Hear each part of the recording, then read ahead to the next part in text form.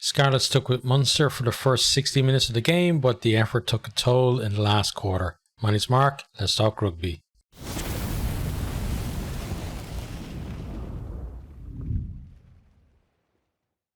We had a tribute to Barry John before the start of the game, and it's always sad to lose a legend like that when they pass away. Condolences to his friends and family.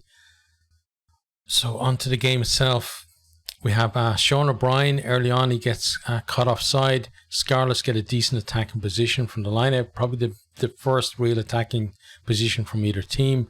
They go to the maul. It's making ground, but then it gets halted. They get told a couple of times to use it. Archie Hughes at 9, he can't dig the ball out. It's a turnover ball. Munster did really well at just killing that maul there. Munster then win a penalty at the scrum. They're able to kick clear. Scarlets, and they've been under pressure in the scrum up to this point already in the game, and it continued pretty much through the whole game. That was a big point of difference between the teams, especially when the score was a little tighter. Munster then, they attack. They're finding holes in the Scarlets' defence, but not quite breaking the line. They're just kind of stretching them at the moment. Shane Daly, though, he does beat McNichol to a crossfield kick from Carberry and puts them on the front foot. Craig is offside. Munster kicks to the corner. Then Taylor is pinged for offside as well. Munster decide to go for a quick tap 5 metres out. Kendlin gives it to Coombs and he gets over to score. No better man to score from that range. Gavin Coombs is just deadly from 5 metres out. Converted by Carvey 7-0. Sean O'Brien then does a Josh Adams and throws the ball into the crowd. Stupid penalty to give away. Scarlets, they decide to go up the line from there, and this time they concede a free kick at the line out, and it's a big let off for Munster.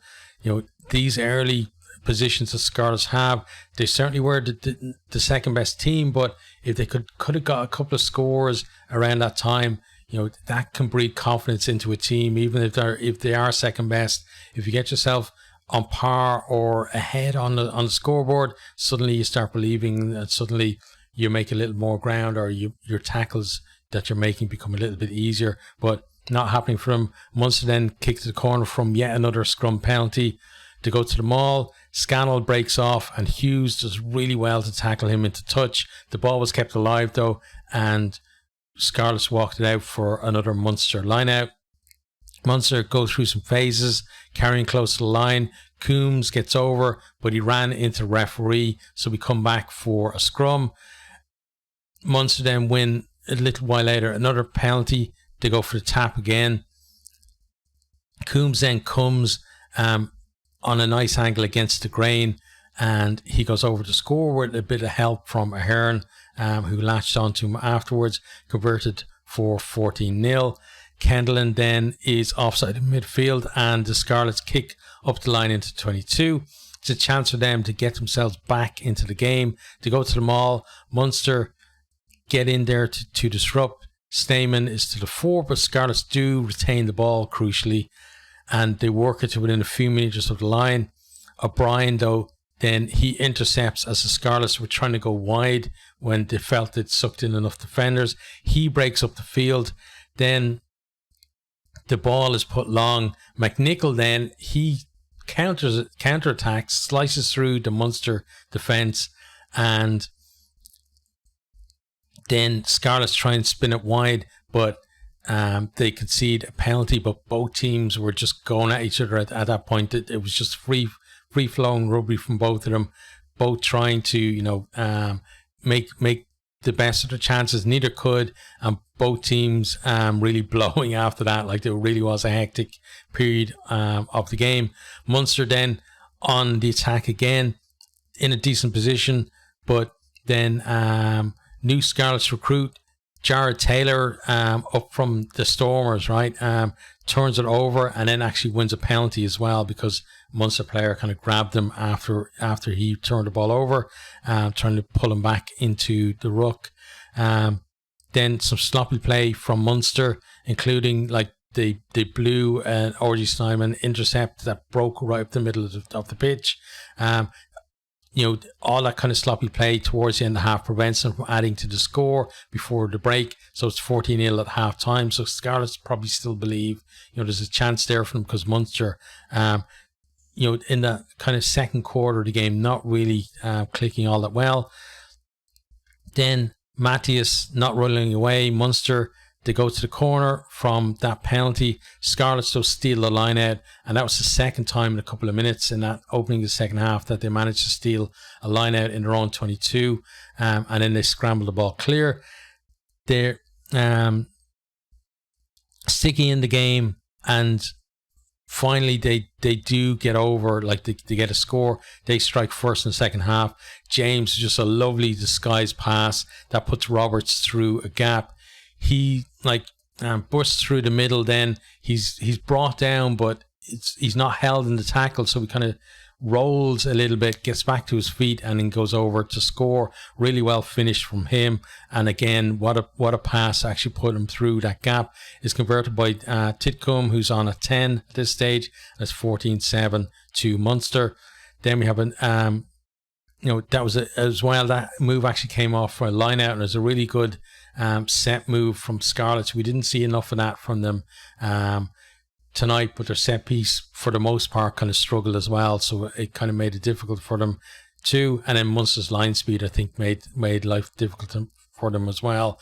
Munster then come on the attack. They work it close to the line. Scarlets turn it over, but then this time McNichol is involved again, but he chips it straight into touch as he's trying to go for the chip over the top. Comes off, I think, like the inside of his foot, and just kind of screws out wide.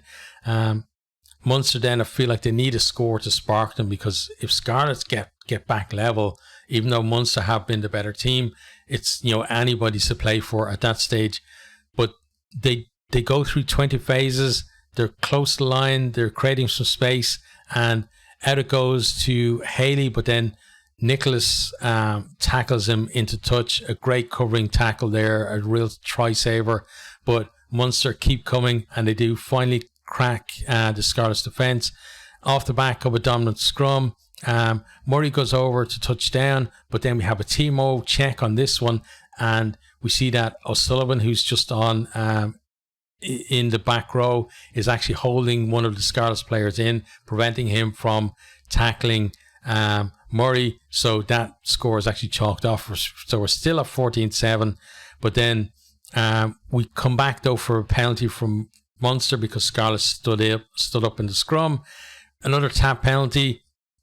Coombs goes close, but this time it's actually O'Sullivan who gets over, makes up for ruining Murray's try, and he gets over to score this time. Carberry converts 21-7, and Scarlets at that stage, they look just out on their feet. They look completely dead tired, and at that stage you knew that Munster were going to go on and win the game, because Scarlets just had nothing left to offer. And from here, Munster start kind of racking up the score.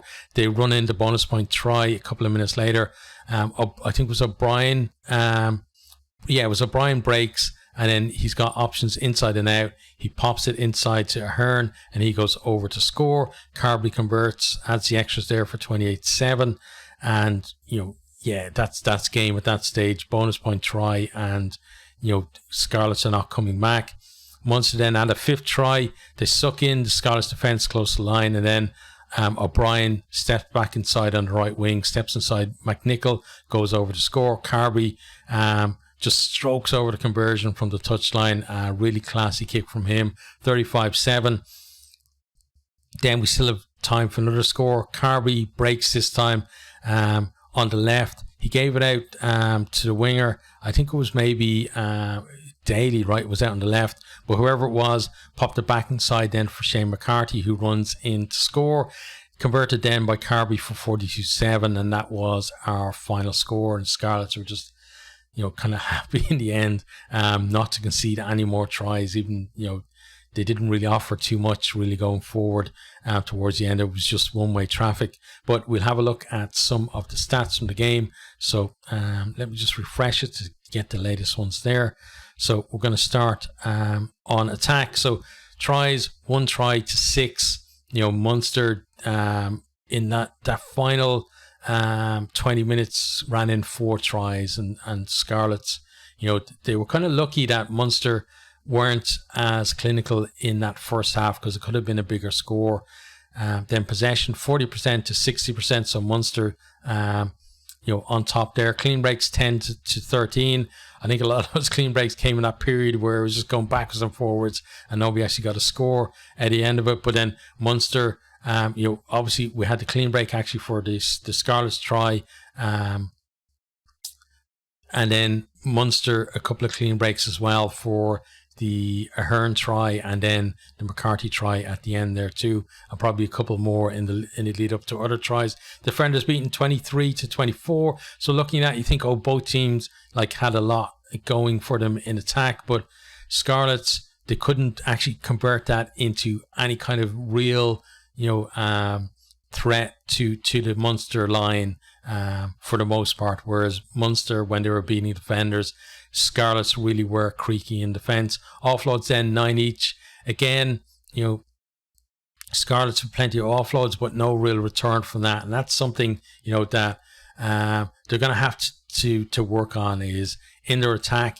If you are beating that many defenders and offloading that much, you need to be then, getting in positions where you have the chance to actually score tries and finish those breaks off, but they're not doing that at all. Onto defence then, territory 35% to 65%, so Munster even more dominant in this stat. Number of tackles 197 for Scarlets, 106 for Munster, so Scarlets pretty much double the amount of tackles, and that's what really took it out of them, was all that work they had to do trying to keep Munster out.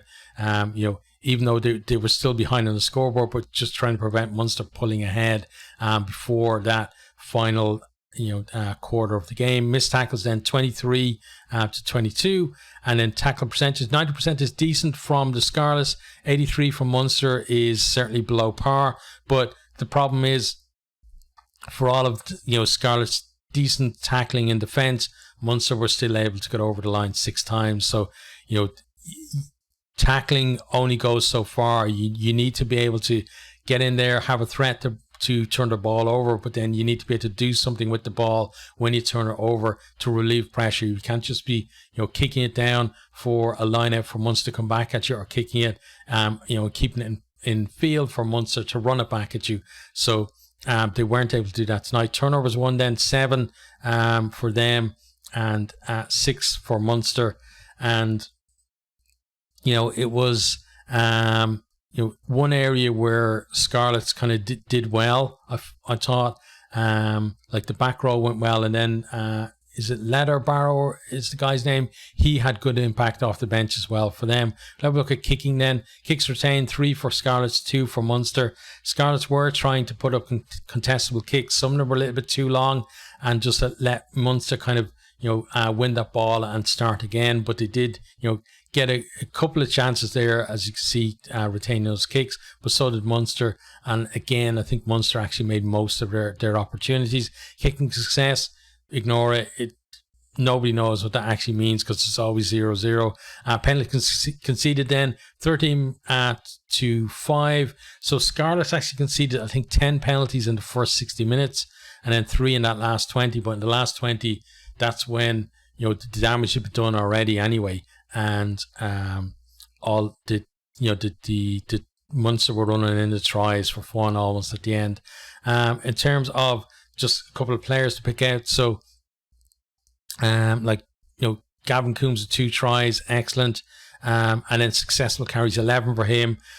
Johan Nicholas for the Scarlets with 5 was their best there. Clean breaks then, Jared Taylor, not just a menace at the breakdown, he also make 2 clean breaks for his team. So great impact for a new guy coming in, I feel. Shane Daly for Munster's defender, beaten then McNichol with 5 and Sean O'Brien with 5 for Munster. And then meters made 62 for McNichol, 104 for Sean O'Brien. Offloads 2 from Nicholas, 4 from R.G. Stamen. And some of them were really good in terms of just getting in position and keeping that Scarlets defence on their toes and not letting them kind of settle and get into position there as well. So some really good stats there and some really good performances, especially on the Munster side. A couple of decent performances on the Scarlet side, but not enough overall, I feel. And that's kind of the problem for them and for a lot of the Welsh regions as well. You got a few players who really stand out in the team, but then you have a few players who, at the moment at least, are below par in terms of matching up with the players that the likes of Munster can put out. And you can only kind of stick with a team like Munster, if you're not able to really go toe to toe with them for so long, and then that's what happens. The legs go. You saw a lot of players down with cramp, and Munster were able to pull away. But Scarlets, like a lot of the Welsh regions, though, it feels like the teams aren't that far away from actually, developing a little bit more and actually being a threat to the likes of Munster, and a threat kind of further up the league table as well. But you have to feel like they need a bit more investment from their union, which they're not getting. They're not getting enough support, to feel, and also just a lot of kind of young players there as well, that you can see that there is some talent there, but it feels like those players they need maybe to recruit well, bring some players in, a few more kind of quality players in, maybe from overseas, and do what the likes of Munster did when they rebuilt their team, and the likes what we've seen with Connacht, and we've seen Ulster try it as well, and even Leinster as well, doing it too, is recruit smartly, and then have those experienced players in there to help those young players come through. And maybe we can see something from the Scarlets in the next couple of seasons. We can see like green shoots, certainly at Cardiff. There are maybe a fewer of them at Scarlets, but there is an opportunity there if they work smartly. Munster, though, they'll be happy now. They were 11th place in the table. They've got a win now. They're hoping now to climb back up, and obviously the first target is get into the top 8 and be in those playoff places, and then climb from there to try to get as best a draw as they can for the knockout stages. Then if they do make the knockout stages, to properly defend their title. But yeah, that's the end of this one. So we will try and cover some more games over the weekend. Also, I'm going to be doing stats for the Six Nations. I have a few days off now, so although there's plenty of rugby for me to watch, there's also plenty of rugby stats for me to dig through as well. So I'm going to be like a pig in muck this weekend, just loving my rugby. So I'm really looking forward to it. And this is a great start to the weekend. For me at least, maybe not for Scarlet supporters, but certainly for Munster fans, and just for kind of, I think, rugby fans in general. So that's the end of this one, and I'll catch you guys on the next one.